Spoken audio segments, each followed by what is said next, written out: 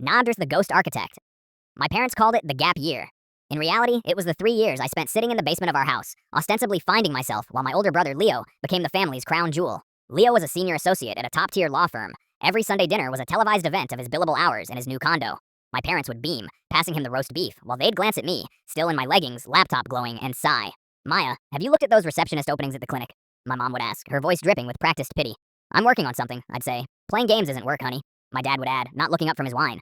They didn't know that the games were architectural renders. They didn't know that while they were upstairs watching Netflix, I was winning international design competitions under a pseudonym. I had been working 16-hour days for 3 years. I had a business license, an LLC, and a bank account that was quietly bloating into the mid-six figures. The gap year ended on the night of my parents' 30th anniversary. They had rented a modest hall. Leo, of course, had graciously offered to pay for the catering, a fact he reminded everyone of during his toast. He stood up, adjusted his Rolex, and talked for 10 minutes about his own career before briefly mentioning our parents. Then, he turned to me.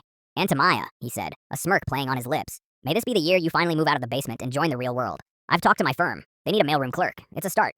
The room chuckled. My parents offered those tight, embarrassed smiles. I stood up. I didn't have a glass to clink. I just pulled a heavy cream-colored envelope from my bag and walked to the head table. "Happy anniversary, Mom and Dad," I said. "I know you've been stressed about the mortgage on this house since Dad's firm downsized. And Leo, thank you for the mailroom offer, but I think I'll be too busy." I laid the envelope down. Inside wasn't a card. It was a deed of release and a bank confirmation. "The mortgage is paid off," I said. The room went so quiet I could hear the catering staff moving plates in the kitchen. My dad pulled the papers out, his hands shaking. "Maya, this is $60,000. Where? How?" "I'm the lead consultant for the Neo Tokyo waterfront project," I said, my voice level and cold. "I've been working under the firm name MR Designs for 3 years. I just signed a 5-year contract with an estate in Switzerland. My flight leaves at 6 a.m. tomorrow." My mother looked at the papers, then at my leggings, then at my face as if seeing me for the first time in a decade. "You never told us. We thought you were struggling." "You thought I was a ghost," I corrected her. "And ghosts don't talk. They just leave." Leo was staring at the bank statement, his Rolex suddenly looking very cheap. "You can't just pay off the house and leave," he stammered. "We're a family." "Family notices when someone is working themselves to the bone in the basement," I said, picking up my purse.